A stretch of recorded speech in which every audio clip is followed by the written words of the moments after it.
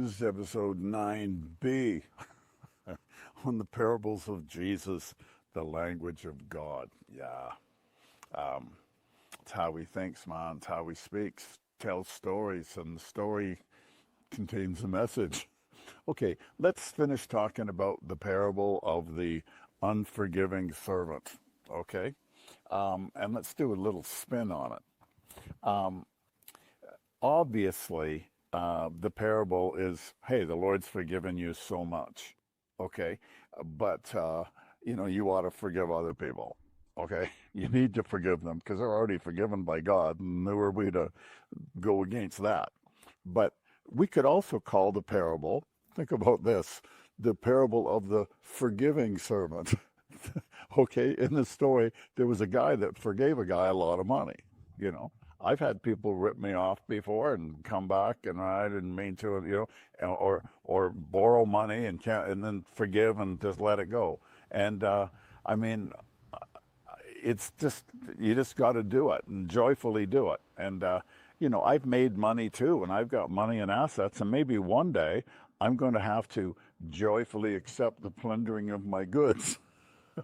Maybe, but if that day comes, God will give me the grace to do that. Now, here is what I kind of want to say about forgiveness, okay? It's like a muscle. Start practicing it. Remember I said you sin about 20 times an hour? A lot of those sins have to do with interpersonal, horizontal relationships. Blame, hate, bitterness, envy, strife, and you got to forgive it every time. Oh, I forgive that person. Lord Jesus, I forgive him. Lord, he ran over my cat. Could be something really bad. Okay, forgive, Lord, forgive me, help me, give me grace, anoint me to forgive, okay? And when you start exercising that forgiveness muscle, it feels pretty good. A brother came up to me in church once, and he says, Ron, I need to apologize to you. And I says, no, you don't.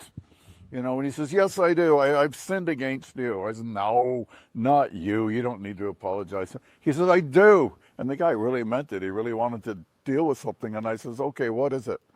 He says, well, I didn't know you, and I thought you were kind of arrogant and stuck up and mean, or blah, blah, blah. He went on. And he said, and I told some people about it. I says, yeah, that Ron Bryson guy. Well, who's he think he is? And they said, no, come on, man. Ron's a really nice guy. And anyways, I got to know you a bit, and I realized, man, I really misread you. And even if I didn't misread you, I shouldn't have said anything. And I just feel so bad, especially that I told other people. And I really want you to forgive me. And I said, you're really upset about this, aren't you? And he says, yeah.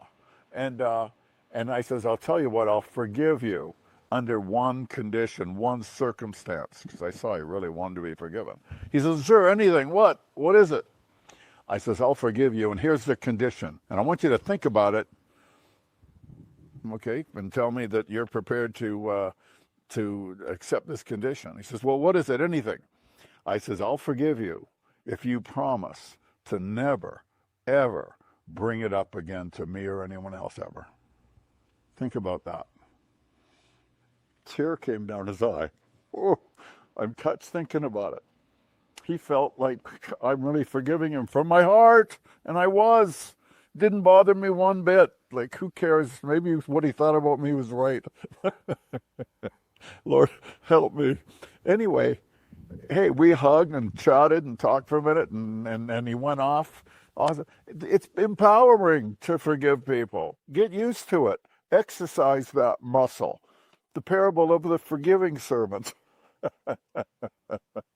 Okay, hope you're learning something, okay? It'll make you free.